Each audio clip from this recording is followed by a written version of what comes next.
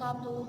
Perkenalkan, nama saya Fatma Aina Solehah, NIM 23010190334. Di sini saya ingin menyampaikan sedikit tentang pengertian pengembangan produk.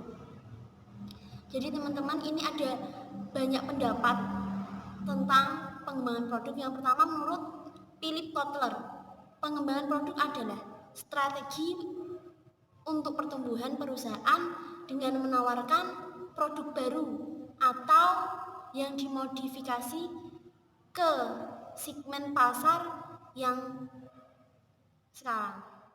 Assalamualaikum warahmatullahi wabarakatuh. Perkenalkan, nama saya Fatma Aina Solehah, NIM 23010190334. Di sini saya ingin menyampaikan sedikit tentang pengertian pengembangan produk.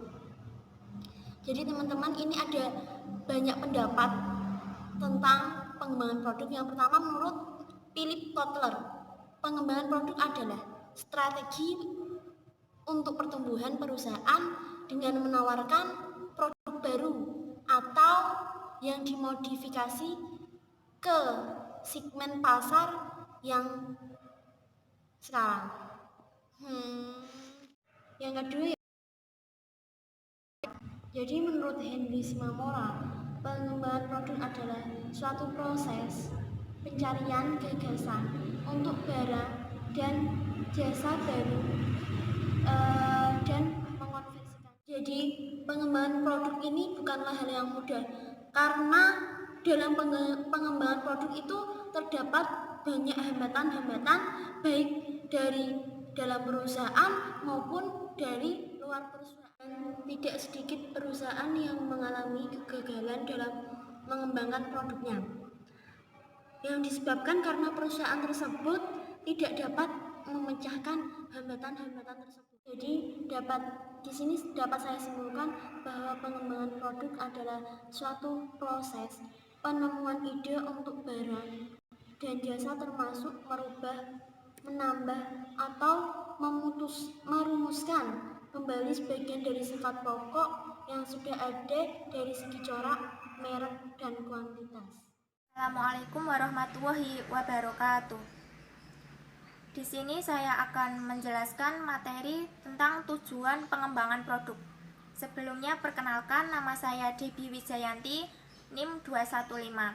Suatu perusahaan yang melakukan pengembangan terhadap produknya terlebih dahulu harus menyadari apa tujuan pengembangan produk tersebut dan bagaimana proses pengembangan produk tersebut dilaksanakan sehingga mencapai tujuan yang diinginkan. Untuk memperoleh laba yang diinginkan melalui volume penjualan yang ditingkatkan, suatu perusahaan harus memperbaiki maupun menambah produk-produk yang dihasilkan berdasarkan atas dua fungsi dasar, yaitu pemasaran dan inovasi produk. Produk baru secara keseluruhan, misalnya produk yang dirancang untuk menjaga posisi perusahaan dalam pangsa pasar atau dirancang untuk mengembalikan investasi perusahaan saat merintis posisi dalam pasar baru, sehingga dapat dikatakan tujuan pengembangan produk tersebut dilaksanakan oleh perusahaan. Umumnya, tujuan penciptaan produk yang pertama untuk kebutuhan baru dan menjaga dan meningkatkan reputasi perusahaan dengan menawarkan produk-produk yang lebih baru daripada produk-produk yang sebelumnya. Yang kedua, untuk memperkuat daya saing perusahaan pada produk yang sudah ada dengan menawarkan produk yang memberikan jenis kepuasan baru. Bentuknya dapat berupa barang yang sudah ada maupun revisi barang yang telah ada. Sekian dari saya. Terima kasih. Ya, saya akan melanjutkan pembahasan mengenai tahapan-tahapan dalam pengembangan produk.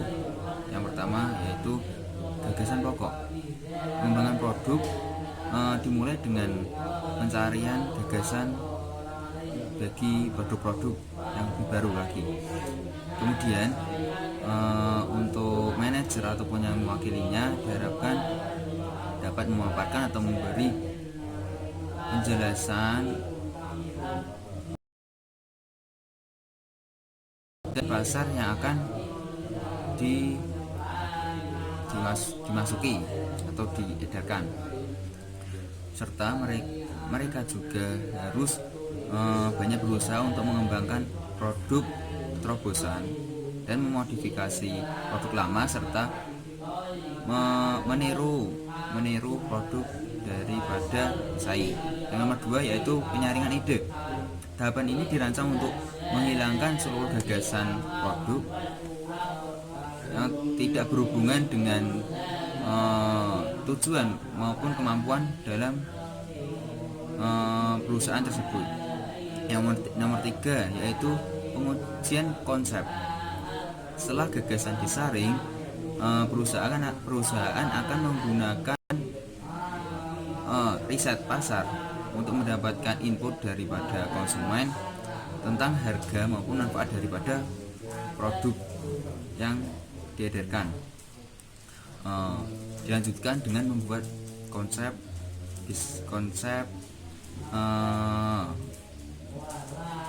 dan jika sudah ada konsep sebelumnya, bisa dilakukan pengembangan konsep yang lebih baik dan efisien. Selanjutnya nomor 4 yaitu analisis bisnis. Setelah mengumpulkan opini dari para konsumen dari berbagai pihak, perusahaan akan mengevaluasi usulan tersebut, kemudian akan membuat perkiraan tingkat penjualan, biaya produksi, dan keuntungan yang ingin diperoleh dari perusahaan tersebut. Yang nomor 5 yaitu pengembangan prototip. Kemudian setelah perusahaan menentukan potensi daripada produk tersebut, perusahaan akan membuat prototip yang gunanya untuk melihat reaksi daripada konsumen. Apakah memberi respon, feedback berupa komplain ataupun masukan yang akan dibenahi dalam prototip perusahaan tersebut. Selanjutnya nomor 6 yaitu pengujian produk dan uji pemasaran. Saya akan menunjukkan dari materi yang sebelumnya, yaitu tahap pengembangan produk. Pada tahap ini yang dilakukan oleh perusahaan pada dasarnya untuk mencapai sasaran yang sesuai dengan keinginan dan kebutuhan konsumen. Dengan demikian, yang perlu dilakukan oleh manajer atau pihak yang terkait dengan tahap pengembangan produk ini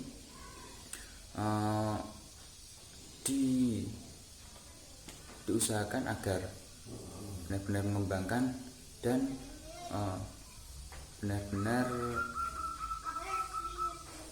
mengelola produk ini dengan sebaik-baik mungkin.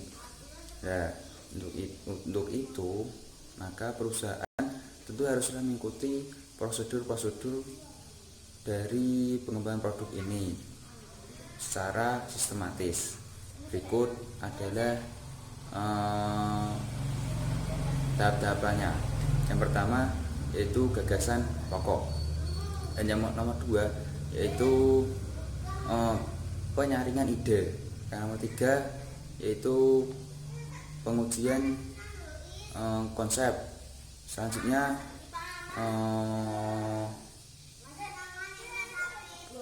analisis bisnis. Yang selanjutnya yaitu tahap pengembangan prototip.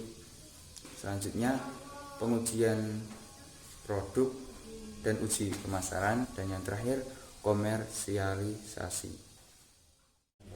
Selanjutnya yaitu pengujian produk dan uji pemasaran. Dengan mempelajari dari prototip yang sebelumnya tadi, perusahaan akan menjalankan produksi yang dibatasi. Kemudian perusahaan akan menguji serta menganalisa apakah produk tersebut memenuhi standar pemasaran atau tidak.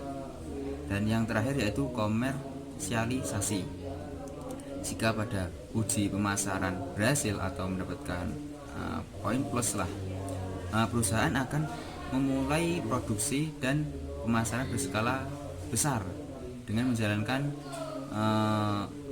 dengan bertahap-tahap yang bertujuan agar daerah yang dipasari semakin luas, kemudian tidak adanya timbul konflik antar pesaing dan mencegah ketegangan antar produk dalam pasaran. Sekian dan terima kasih. Baik, yang pertama yaitu faktor-faktor yang mendorong perusahaan untuk melakukan pengembangan produk. Faktor-faktor ini tuh harus benar-benar dipertimbangkan agar terlaksananya pengembangan produk itu berhasil dan sukses. Nah, apabila dalam situasi persaingan yang ketat, tapi perusahaan itu tuh nggak bisa melakukan usaha pengembangan produk, maka perusahaan itu akan menghadapi risiko yang besar, sehingga akan kehilangan pasar sekaligus pelanggan potensialnya. Faktor-faktor itu yang pertama yaitu perkembangan teknologi. Nah, perkembangan teknologi yang pesat di era saat ini itu tuh memungkinkan terciptanya sarana produksi yang baru yang dimanfaatkan oleh perusahaan untuk membuat sekaligus menyempurnakan produknya itu. Nah, sehingga kualitas produk yang diproduksi oleh perusahaan tadi kemungkinan besar akan menjadi lebih baik, sehingga yang diperoleh itu akan meningkat. Kemudian yang kedua yaitu perubahan selera konsumen. Nah, perubahan selera konsumen ini tuh dipengaruhi oleh tingkat pendapatan, kemudian tingkat perkembangan penduduk, tingkat pendidikan pun juga, serta kesetiaan konsumen terhadap produk yang bersangkutan. Kemudian yang ketiga yaitu persaingan.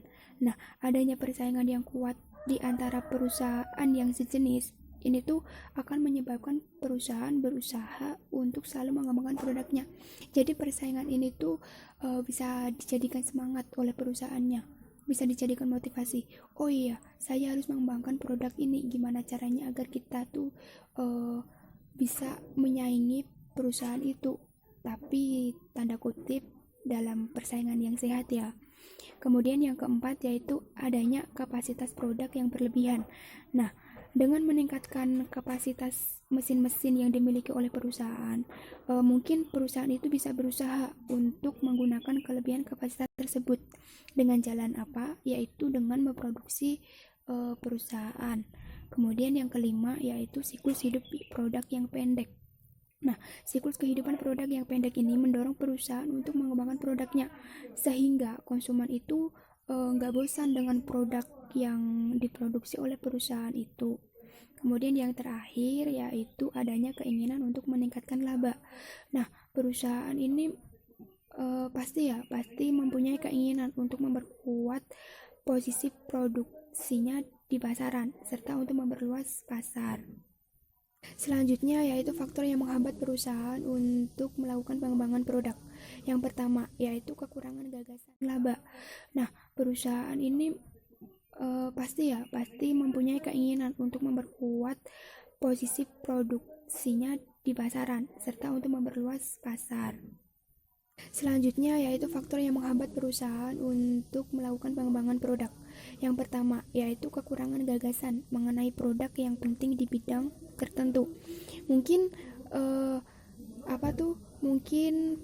perusahaannya itu hanya ditemukan sedikit cara untuk memperbaiki produknya itu.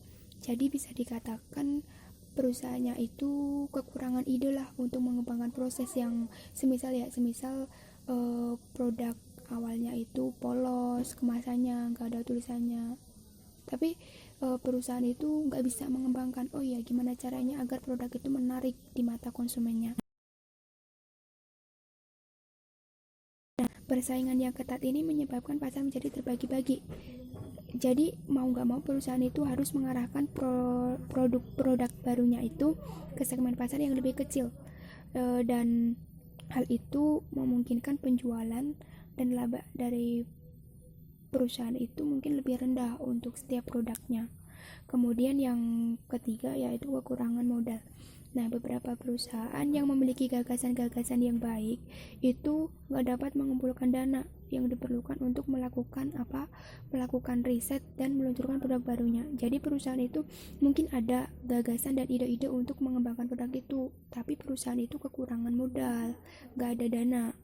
Kemudian yang keempat yaitu waktu pengembangan yang lebih singkat. Nah, perusahaan-perusahaan yang istilahnya tuh tidak dapat mengembangkan produk barunya secara cepat itu akan berada di pihak yang tidak memiliki keunggulan. Jadi perusahaan kita ketika ingin mengembangkan produknya itu harus gercep lah, harus gerak cepat ya. Semisal perusahaan ingin mengembangkan produk untuk menambah gambaran di kemasannya atau apa, itu harus cepet-cepet biar nggak diduain oleh perusahaan yang sama sejenisnya. Jadi siapa cepat dia dapat, seperti itu. Kemudian yang terakhir yaitu siklus hidup produk yang lebih singkat. Nah, ketika suatu produk baru yang dimunculkan itu berhasil dan sukses, itu mungkin pesaing akan cepat meniru produk tersebut. Seperti itu. Itu materi dari saya, selanjutnya akan disampaikan oleh teman. Assalamualaikum warahmatullahi wabarakatuh. Saya Rika Suhuli Ubaidillah. Di sini saya akan melanjutkan materi dari teman-teman saya sebelumnya. Pada kesempatan kali ini saya mendapatkan materi yaitu tentang strategi pengembangan produk. Apa itu strategi itu? Strategi itu proses penentuan rencana dengan tujuan agar dapat dicapai dalam jangka waktu yang panjang.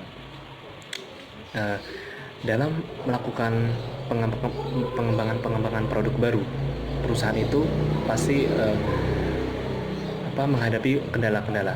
Nah, dalam menghadapi kendala-kendala tersebut itu haruslah perusahaan itu memiliki seperangkat strategi. Kira-kira strategi seperti apa? Dalam materi ini yaitu ada 3 strategi. Menurut Philip Kotler ada 3 macam strategi dalam mengembangkan produk.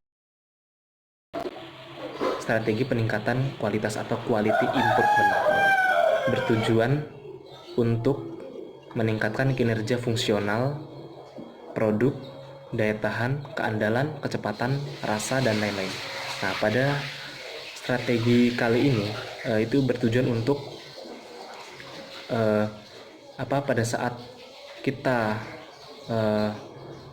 melakukan pengembangan produk itu melakukan dengan keahlian, keterampilan tertentu sehingga agar produk tersebut itu cepat selesai dengan benar, baik dan tertata dengan baik. Habis itu yang kedua yaitu strategi peningkatan keistimewaan atau feature improvement. Nah, pada strategi kali ini yaitu bertujuan untuk menambah keistimewaan baru. Dimaksudkan mungkin seperti ketika dipasarkan nanti itu strategi tersebut itu memiliki keistimewaan tersendiri. Itu mungkin dengan meneliti dari aspek ukuran, bahan, barang, kelengkapan tambahan, aksesoris, dan lain-lain, sehingga ketika dipasarkan nanti itu memiliki keistimewaan tersendiri dari produk-produk yang lain. Pada produk ini bertujuan untuk memperluas keanekaragaman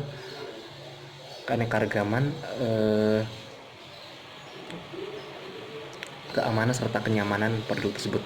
Dan yang terakhir itu tentang strategi peningkatan gaya atau style improvement, bertujuan untuk meningkatkan daya tarik estetis, meningkatkan daya tarik aspek-aspek dari keindahan suatu produk tersebut. Mungkin contohnya seperti perusahaan itu memperkenalkan varian rasa yang baru dari produk tersebut, dari segi tekstur, mungkin dari segi kemasan itu diubah agar membuat gaya baru, agar para konsumen itu tertarik pada produk tersebut, sehingga ketika dipasarkan nanti itu akan sangat laku produk tersebut dan meningkatkan harga dari produk tersebut. Mungkin cukup sekian yang dapat saya sampaikan, kurang lebihnya saya mohon maaf. Wassalamualaikum warahmatullahi wabarakatuh.